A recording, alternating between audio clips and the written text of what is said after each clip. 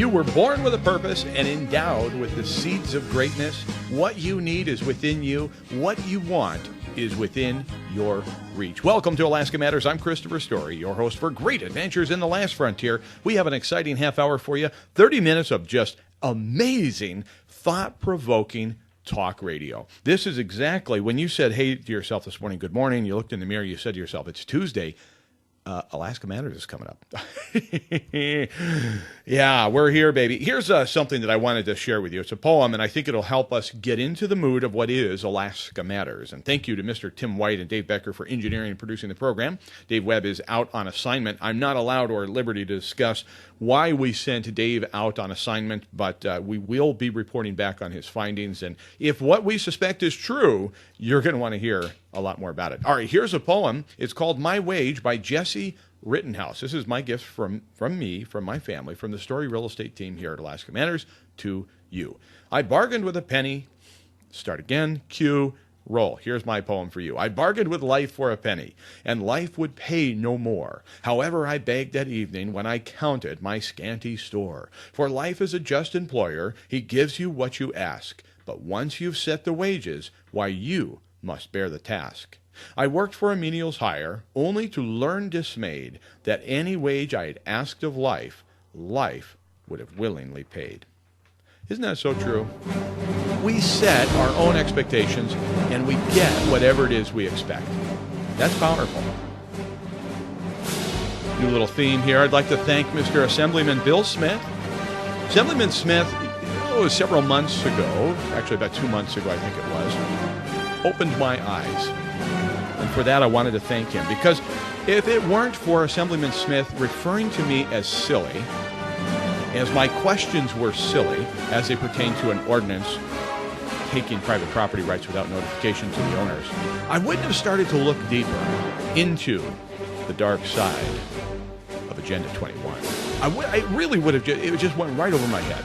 So were it not for the generosity of his vocabulary to refer to me as silly, I wouldn't have dug deeper into a lot of different things, going back as far as the Bridge Creek Watershed Protection District, which is the beginning, the very seed that was first planted in the local Homer area for what would become the full-blown implementation of Agenda 21. So that started in around 2002. So right now I have a list in front of me, and this is, again, thanks to Assemblyman Bill Smith, referring to my questions as silly. And I started thinking, why are my questions silly? The questions were, I'll remind you, we're pretty simple, actually. Why was notice not afforded to the property owners prior to the passage of Ordinance 2011-12?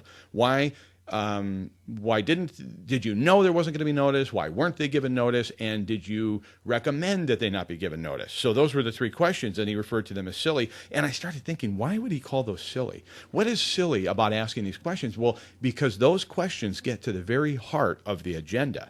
The agenda is to quietly and very simply repeal your private property rights, to very quietly and very surreptitiously remove your rights without you even really noticing it. So I now hold in my hand what I call Freedom Plan 2013.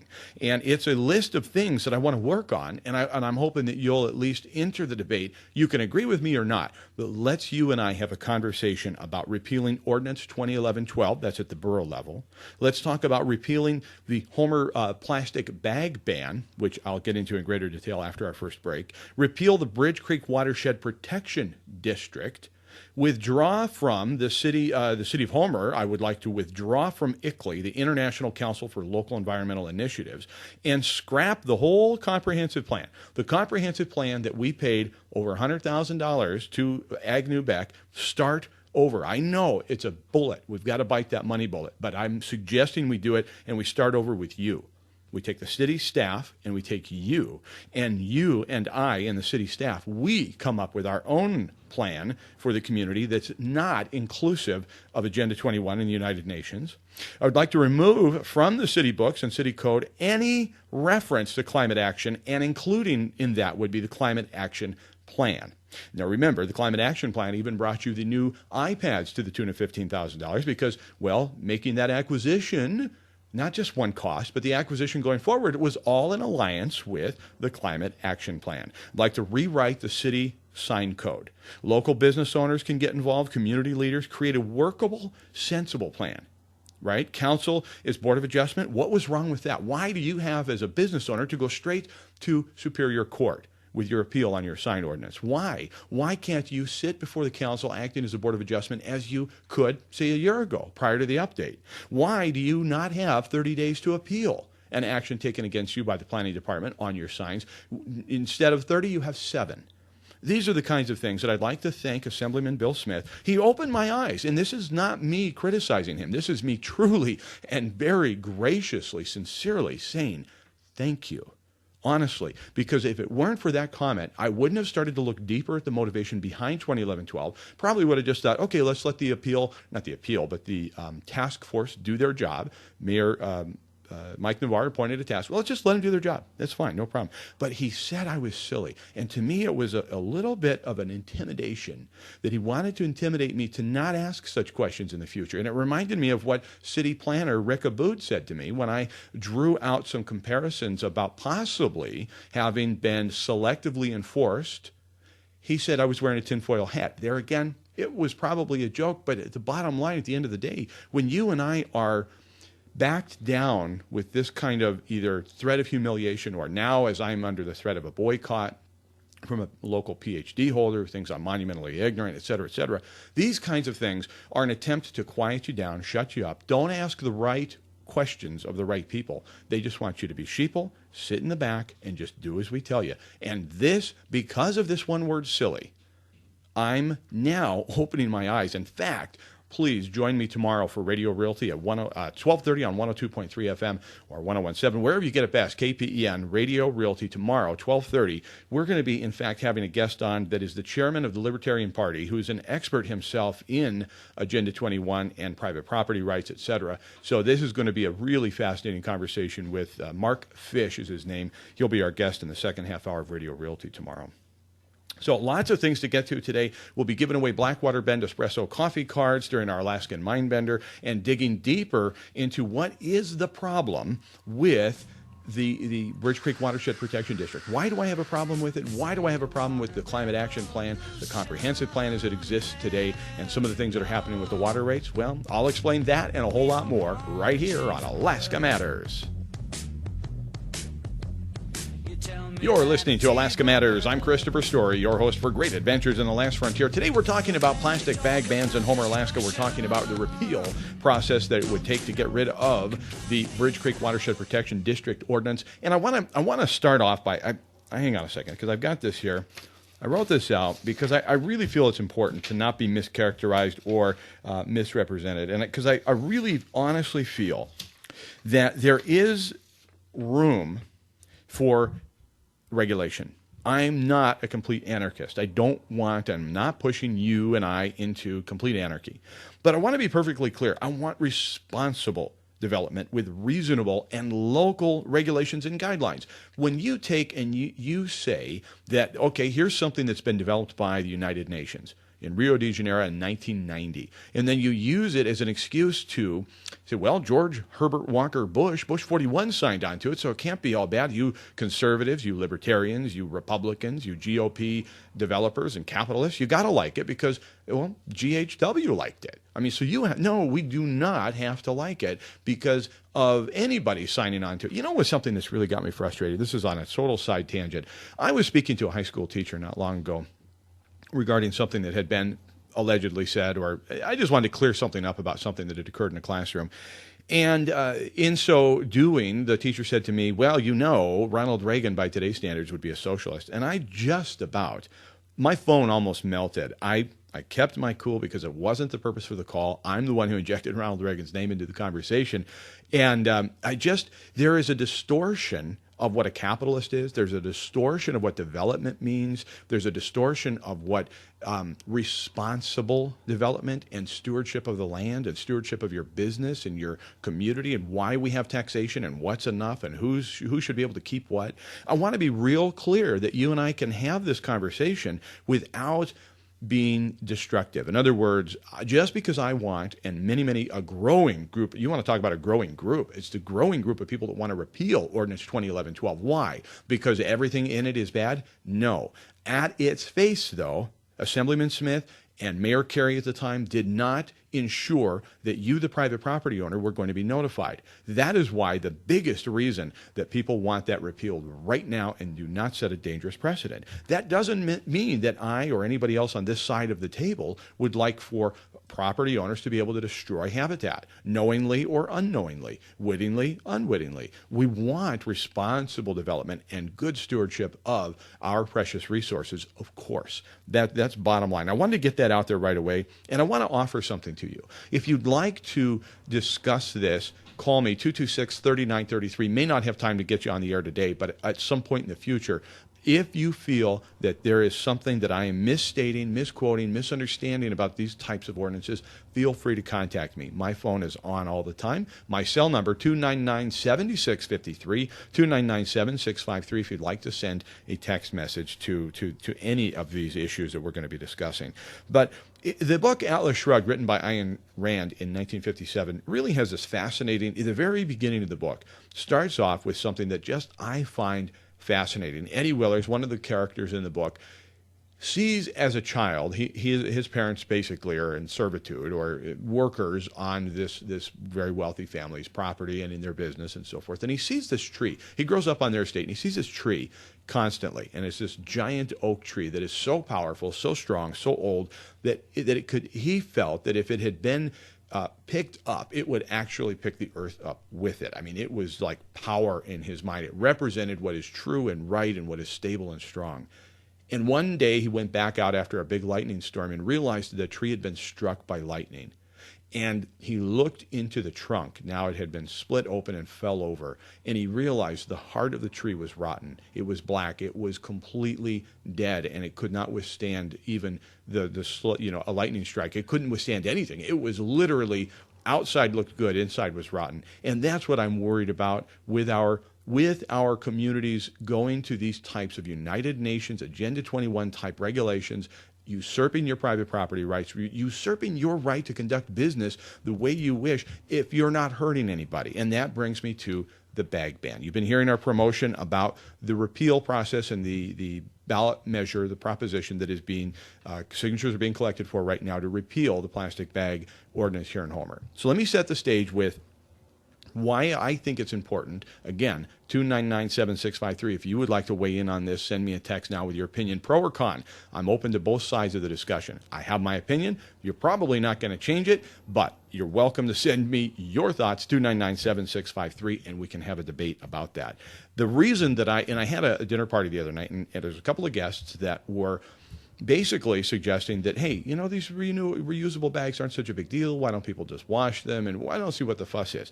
And I said, okay, I agree. Now, let's talk about, Councilman Bo Burgess's business. He's the one who is the architect of the bag ban. Let's talk about his business then. He runs heavy equipment.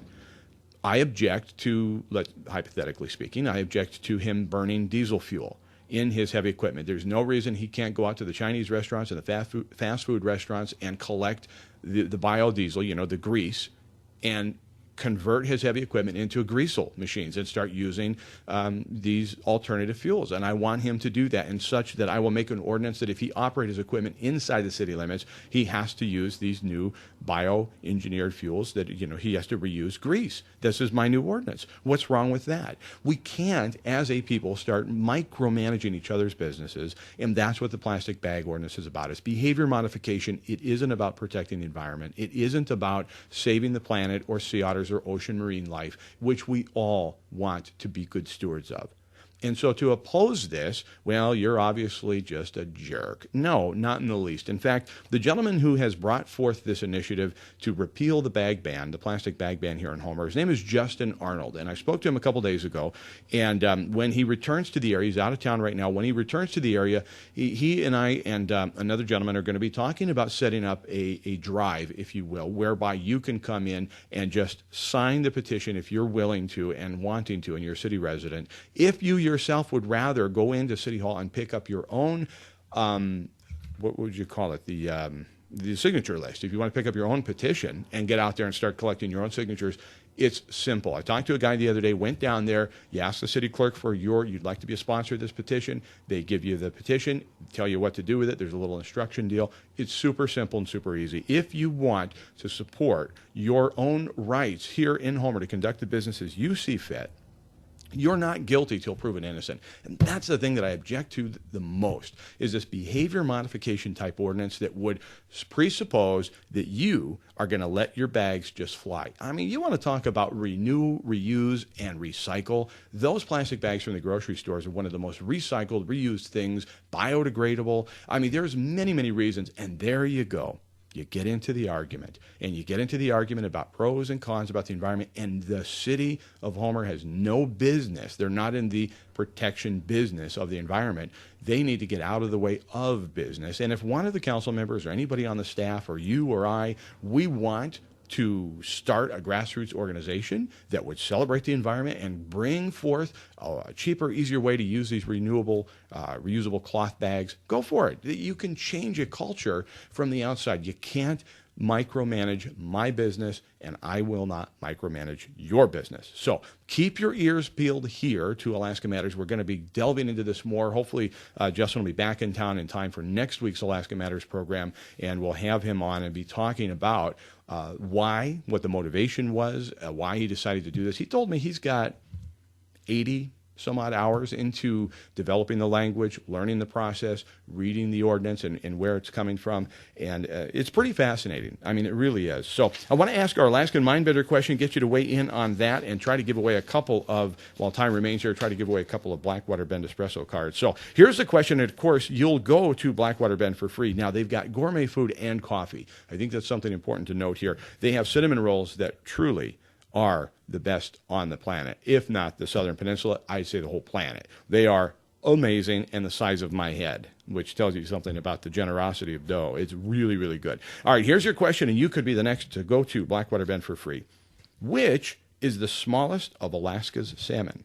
Which is the smallest member of the Alaska salmon? Is it the pink, the coho, the king jack, or the chum? A, B, C, or D. You got four options there. Pink, coho, king jack, or the chum. Which is the smallest of the Alaskan salmon? So 299-7653. Send me a text at 299-7653. Ronald Reagan will pop in a little bit, as will business philosopher and guru Jim Rohn. That and more here on Alaska Matters. All right, back to Alaska Matters here, our Alaskan Mindbender. I may be wrong, and I've told you before, I'm not above reproach here. I may be wrong on this. I was definitely trying to make this a trick question, and I'm going to defer to you. You know better than I do. So here's the question. Which is the smallest of the Alaskan salmon? Is it the pink, the coho, the chum, or the king jack? Jack being the operative word there. So you tell me. 299-7653. Send your text answer now. And I could be way off on this, and I may be too smart by half, I think is what they say. Anyway, hey, listen, let's check in with Ronald Reagan, because I made a case last week that Don Young made a beautiful, beautiful representation and wonderful argument for why we need term limits. And I thought, let's follow up with Ronald Reagan's philosophy. So here it is. I made it plain from the beginning that these people, I would take them, even if it was only for a year or 2 years, and then find someone else when they had to return to their own careers.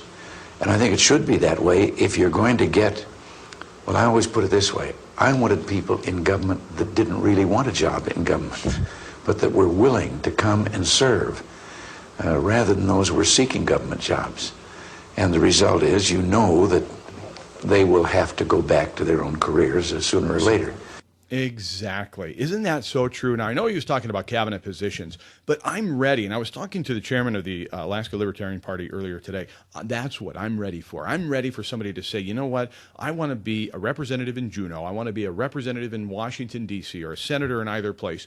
And I want to be there for 2 terms, 1 term. I want to go there with a particular agenda in mind, and that is to serve the people and then come home.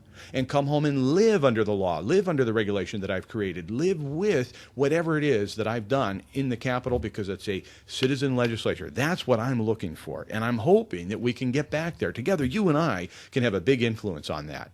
And we live in a terrific state where we have easy access to the people that make the decisions. And the problem is we're busy living our lives. We're busy making a living, having a family, conducting our business, going to our church groups, going to the meetings that we associate with, and we're busy. We get tunnel vision, and I'm guilty of it the same. I've confessed my sins to you in that 10 years ago, I should have been paying way more attention to what was happening relative to the Bridge Creek Watershed Protection District and things like that. So because I didn't, we now have to live under the auspices of that.